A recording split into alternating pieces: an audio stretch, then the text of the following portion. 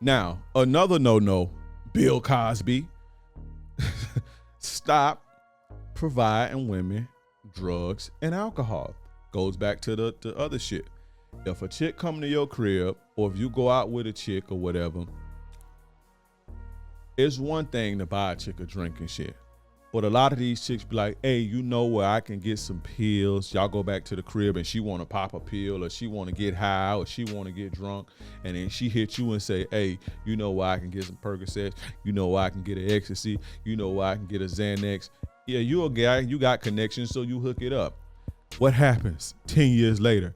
He drugged me. He drugged me. He gave me drugs. As ridiculous as they seem, society views women as the weaker sex. As ridiculous as this sounds, they view them as the weaker sex. We all do. And so it's like, how dare he drug her? You know, she wanted to get high, and so he got it for her, but he drugged her. She just couldn't control herself. So he was the one who drugged her. I don't know Bill Cosby's situation, but I doubt, right? And some of the women came out and said that they was lying, right?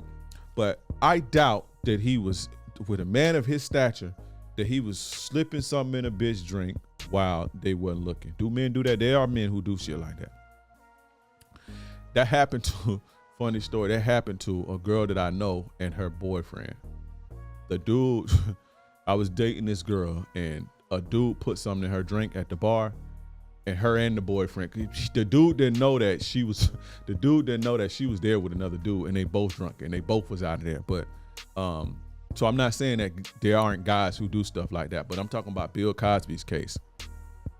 With his, I doubt that he was slipping shit in the bitch drink when they weren't looking. What usually happens, hey, I want Quaaludes. Hey, can you get me this? Hey, can you get me that? Right? And so they get high out of their mind. They have sex. Hey, I didn't consent to this. You drugged me. I was out of my mind. This is especially since Bill Cosby. And you know what? They are making it in a lot of places to where there's no statute of limitations on shit like this. Bill Cosby, thanks to Bill Cosby's case. So be mindful of what you get for woman. She come to your crib and she say, hey, can you get me some pills? Tell her she got to get her own shit. And you shouldn't be fucking with no junkie anyway, bro. I just say that. You shouldn't be fucking with no junkies anyway. Weed included. If you smoke a little, I ain't gonna say that because weed it's considered legal, right?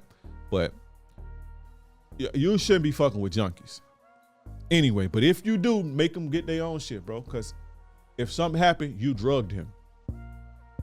Even if they wanted it, even if they have a history of getting high and all that shit, even if they junkies, if you get it for them, you drugged them if something happened. When in the courts, in the papers, whatever, you drugged them. You got them drunk. Not they a responsible adult and nobody put a gun to their head and make them pop a Percocet or make them pop a pill or make them pop a Xanax or put a gun to their head and make them drink till they get drunk.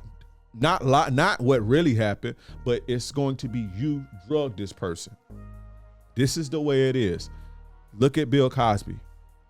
So stop providing women drugs and alcohol if you don't want this to happen to you.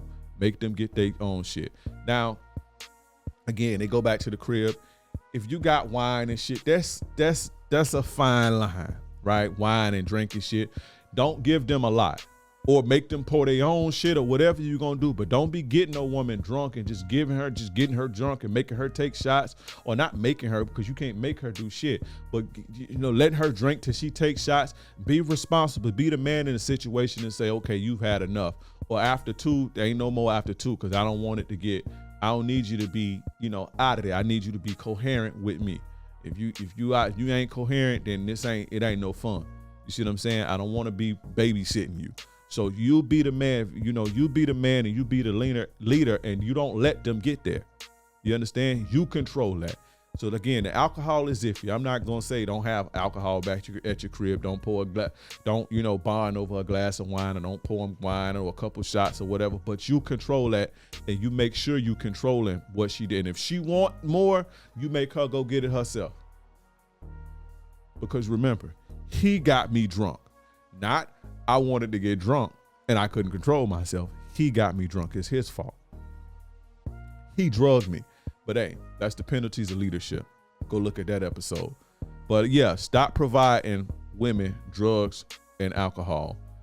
Make them provide their own shit. In 2022, there's one haunting question that plagues every single man.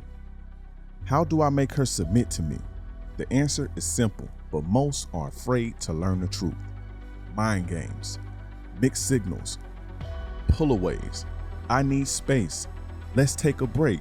It will continue on and on and on, slowly consuming you from the inside out. That's why I've spent years and years making this for you. It kills the nice guy energy. It removes the neediness. It eliminates the beta male tendencies. It unleashes a part of you that's been hidden, maybe even your entire life. In fact, when you have this game at this level, you become what all women desire. You become who they crave. You'll be noticed as the guy who gets it, the one girls adore, the man she will break all of the rules for. You will become an ultimate ladies' man. These secrets in your hand are an easy shortcut to what you want.